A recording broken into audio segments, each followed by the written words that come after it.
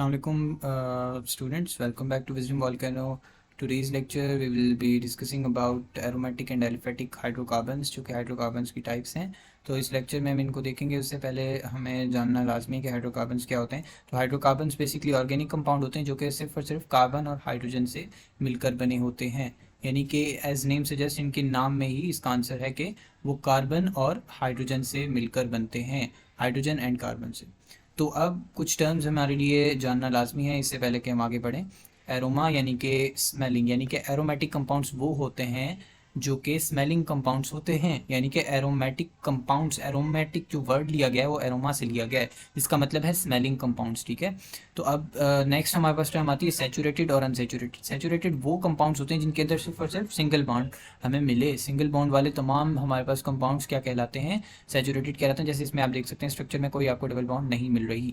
Unsaturated compounds के अंदर क्या मिलेगा आपको, double bond, at least double bond होगी, एटलीस्ट ट्रिपल बॉन्ड भी हो सकती है, क्योंकि और ये बॉन्ड्स आपको दिखनी क्या है कि ये कार्बन और कार्बन के बीच में होनी चाहिए।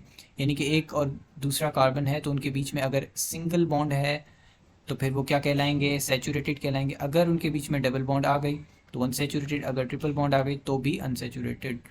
तो ये हमारे पास कंसेप्ट है बेसिकली। ठीक है।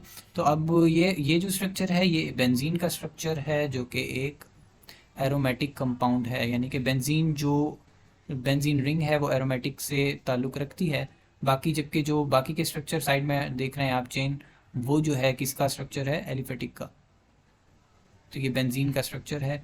अब यहाँ पर एक जनरल कॉन्सेप्ट हम देख लेते हैं कि all aromatic hydrocarbons are cyclic. सारे के सारे एरोमेटिक क्या है, साइक्लिक है, जिस तरह के बेंजीन है। ठीक है। बेंजीन क्या है, साइक्लिक स्ट्रक्चर। आप साइकिल देख सकते हैं, एक पूरी साइकिल की तरह स्ट्रक्चर है।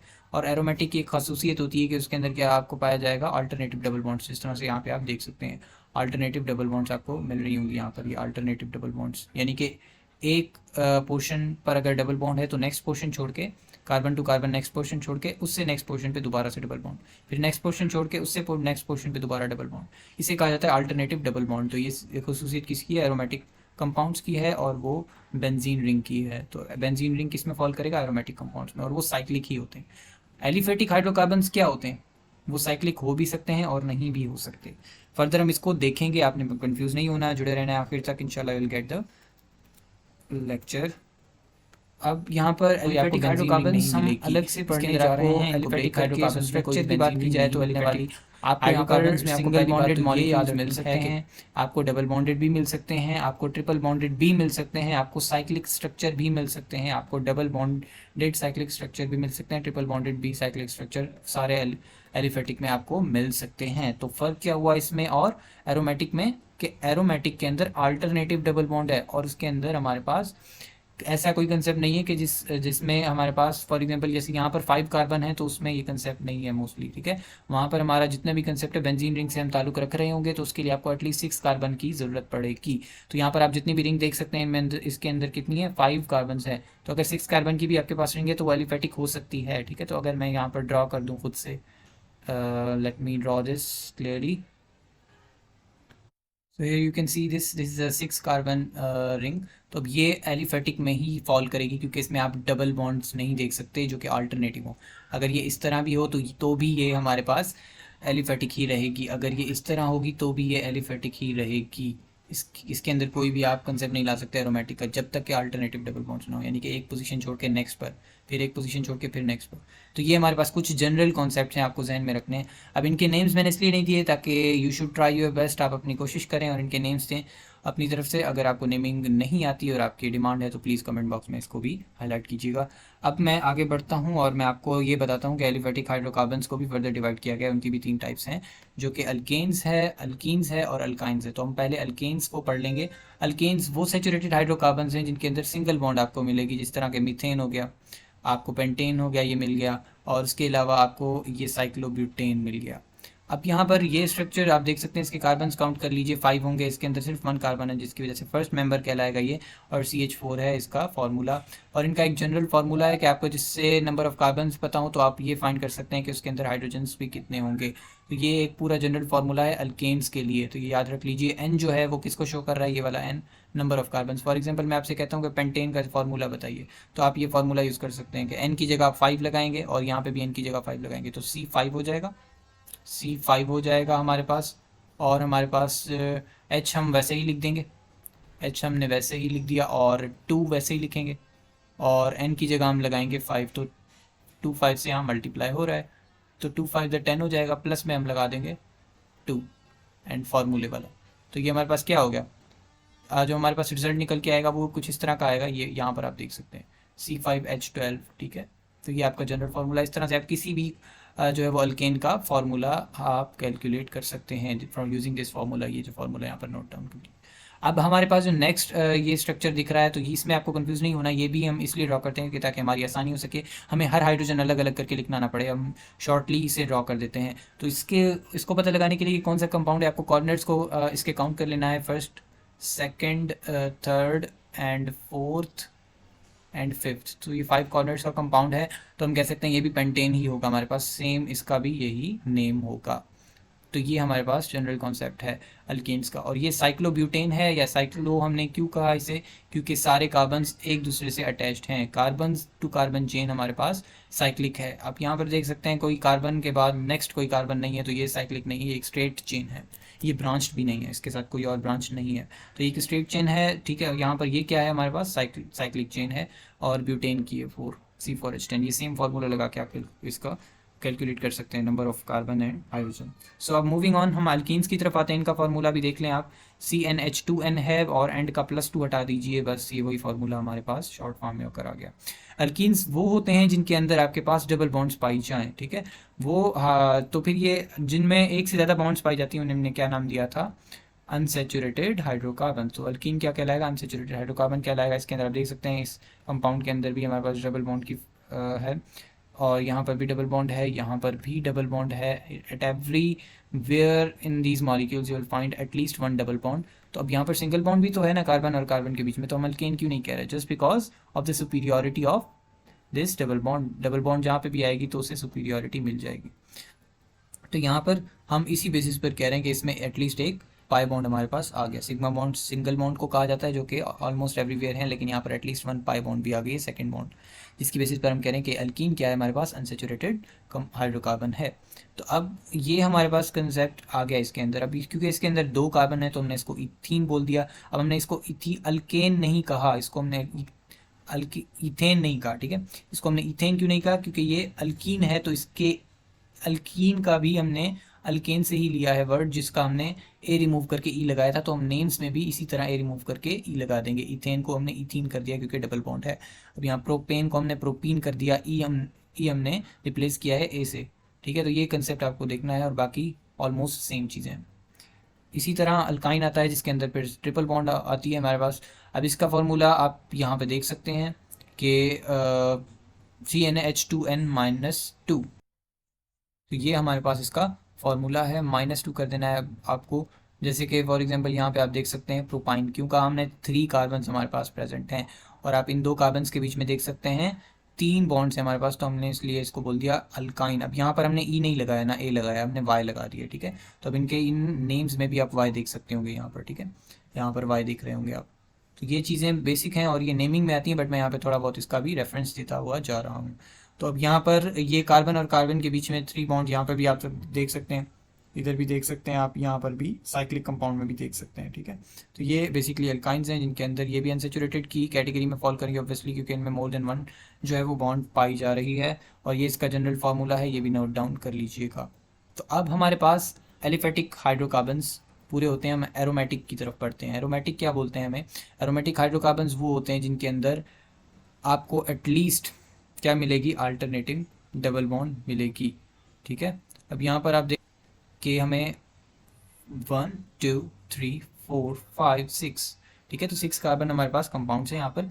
तो ये हमारे पास एक रिक्वायरमेंट हमारी फुलफिल हो गई। उसके साथ साथ एरोमेटिक की दूसरी हमें क्या चीज़ पाई जा रही थी, हमने कहा था अल्टरनेटिव डबल बॉन्ड होनी चाहिए, यानी कि ये जैसे यहाँ पर डबल बॉन्ड आ गई, उसके बाद एक छोड़कर कार्बन कार्बन की लिंकेज छोड़कर नेक्स्ट पर डबल बॉन्ड होनी चाहिए, ये बिल्कुल है। और फिर ये छोड़कर ये नेक्स्ट पर डबल बॉन्ड है, तो हम कह सकते हैं कि ये एक एरोमेटिक हाइड्रोकार्बन है, और ये भी एरोमेटिक हाइड्रोकार्बन है। ये इसी को ही हम शो कर सकते हैं, इस दोनों टोलिन है, ये दोनों टोलिन हैं, ये दोनों स्ट्रक्चर टोलिन के हैं। तो हम बेंजीन रिंग को इस तरह भी शो कर सकते हैं कि हम एक हेक्सागोनल स्ट्रक्चर ड्रॉ करके, हम एक मेरी ड्राइंग को प्लीज़ थोड़ा आप कर लीजिएगा नेगलेक्ट।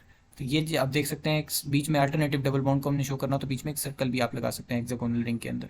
तो ये एक दूसरी इसको रिप्रेजेंट करने का तरीका है। तो ये भी टोलिन का स्ट्रक्चर है और ये भी टोलिन, दोनों जिस पर मिथाइल का ग्रुप लगा हुआ हो वो हमारे पास क्या कहलाते हैं, टोलिन।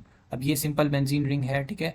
अब यहाँ पर हमने इसमें हर चीज़ जो है वो ओपन करके लिखी है, हर कार्बन को ओपन किया है, उनकी बॉन्ड्स को भी शो किया है और हाइड्रोजन्स को भी शो किया है।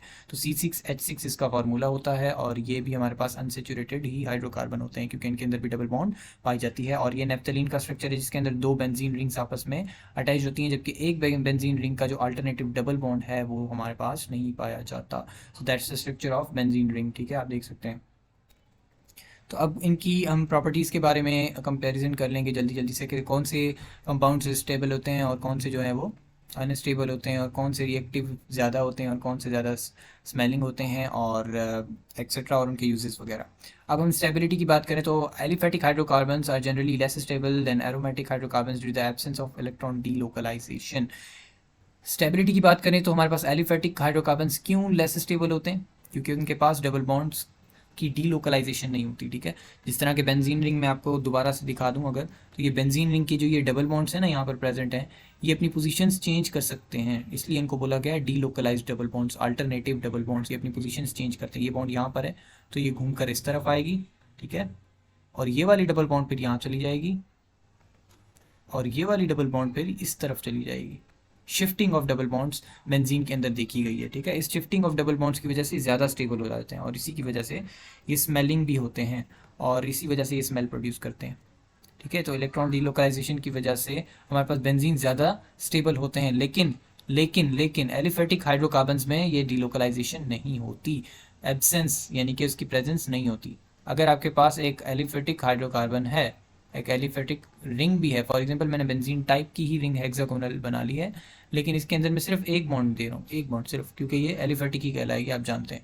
अब इस बात से हम ये अंदाज़ा लगा सकते हैं कि यहाँ पर ये हमने बॉन्ड लगाई है, ये इस तरफ मूव नहीं करेगी, इट विल नेवर मूव, ठीक है। तो ये डीलोकलाइजेशन एब्सेंट होती है एलिफेटिक में, जिसकी वजह से वो हमारे पास ज़्यादा स्टेबल नहीं होते, जबकि एरोमेटिक आर ज़्यादा जो है वो are more stable due to alternating double bonds. ये वही बात जो मैं कब से बताना चाह रहा था।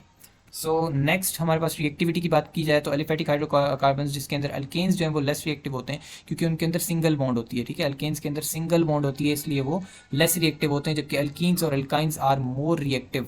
अल्कीन्स और अल्काइंस ज़्यादा रिएक्टिव क्यों होते हैं, क्योंकि उनके अंदर पाई बॉन्ड होती है, डबल बॉन्ड होती है, ट्रिपल बॉन्ड होती है। तो वो जो ऊपर वाली डबल बॉन्ड्स और ट्रिपल बॉन्ड्स कहलाते हैं हम, वो पाई बॉन्ड के कंसेप्ट में आती है, जो कि एक स्ट्रॉन्ग बॉन्ड नहीं होती जिसको आसानी से जो है वो कवर किया जा सकता है या कोई और मॉलिक्यूल आकर बॉन्ड बना सकता है। तो वो चीज़ें कम्प्लेक्सिटी में जाती हैं। हम बस ये चीज़ याद रखेंगे, अल्केन जो है वो लेस रिएक्टिव होता है और अल्कीन्स और अल्काइंस ज़्यादा रिएक्टिव होते हैं। और एलिफेटिक हाइड्रोकार्बन्स टिपिकली गो अंडरगो एडिशन रिएक्शंस, ठीक है, वो एडिशन रिएक्शंस में जाते हैं, यानी कि उनमें कोई भी आप चीज़ ऐड कर सकते हैं क्योंकि उनके पास पाई बॉन्ड्स होती हैं, जिस तरह अल्कीन्स और अल्काइंस के केस में आप देख सकते हैं नॉर्मली। तो वो कोई भी चीज़ ऐड करेंगे, फॉर एग्जांपल अब यहाँ पर आप डबल बॉन्ड है फॉर एग्जांपल कार्बन और कार्बन के बीच में, ठीक है, तो आप क्या करें, एक हाइड्रोजन इसको दे दीजिए और एक हाइड्रोजन आप इसको दे दीजिए। दोनों को हाइड्रोजन दे देंगे तो ये बीच वाली बॉन्ड क्या हमारी ख़त्म हो जाएगी। ये बॉन्ड जब ख़त्म हो जाएगी हमारी तो फिर हमारे पास क्या होगा, सिंपली एडिशन हमारी हुई, हमने कोई चीज़ ऐड कर दी ना, एक हाइड्रोजन इसको ऐड कर दिया, एक इसको, यानी कि ये प्रॉपर्टी भी कब हुई, जब इनके अंदर डबल बॉन्ड प्रेजेंट थी। तो इसलिए हम कह सकते हैं कि इनके अंदर ये चीज़ देखी गई है। एरोमेटिक के अंदर सब्सटीट्यूशन रिएक्शन होती है, यानी कि सब्सटीट्यूशन रिएक्शन उसे कहा जाता है जिसमें आप एक ग्रुप, अब जैसे बेंजीन रिंग क्या है, एरोमेटिक हाइड्रोकार्बन है, उसको आप कोई चीज़ दें तो उससे वापस भी लें, ठीक है। आप मतलब अगर फॉर एग्जांपल उनको कोई चीज़ दे रहे हैं, उनके अंदर एडिशन करवा रहे हैं, तो उसको उसकी वजह से बेंजीन भी आपको इन रिटर्न कुछ ना कुछ अपने से रिमूव करके देगा, तो ही वो चीज़ लेगा, ठीक है। तो ये हमारे पास सब्सटीट्यूशन रिएक्शन कहलाता है, जो कि हमारे पास एरोमेटिक के अंदर देखी गई है खसूसियत। अब स्मेल जो है वो एरोमेटिक में ही होती है, मैं पहले बता चुका हूँ, due to the delocalised electrons present in the ring, जबकि एलिफेटिक्स के अंदर इतना ऑर्डर नहीं होता। यूजेस की बात की जाए तो aliphatic hydrocarbons are used as fuels. Aromatic aliphatic को यूज़ किया जाता है फ्यूल के लिए, जैसे मीथेन आपने सुना होगा, वो बर्निंग के लिए यूज़ की जाती है, और फ्यूल के लिए जो है वो ऑलमोस्ट जो है वो एलिफेटिक हाइड्रोकार्बन्स का यूज़ किया जाता है। पॉलीमर्स बनाने के लिए, ठीक है, पॉलीमर्स वो होते हैं जो कि मोनोमर्स से मिलकर बने होते हैं, छोटे छोटे मोनोमर्स मिलकर पॉलीमर्स बनाते हैं, तो उनके लिए भी ये काम आते हैं, और सॉल्वेंट्स की तरह भी इनको यूज़ किया जा सकता है। एरोमेटिक को जो है वो डाइज के लिए, plastic, synthetic fibres and as solvents. तो ये था आज का लेक्चर, आई होप सो कि आपको ज़रूर पसंद आया हो। अगर पसंद आया तो चैनल को ज़रूर सब्सक्राइब करें, और बैकग्राउंड न्यू नॉइज़ के लिए I am really sorry. So please keep supporting us. We'll be uploading the next lectures as we'll get your support and your demand. So keep watching. Thank you, all of us.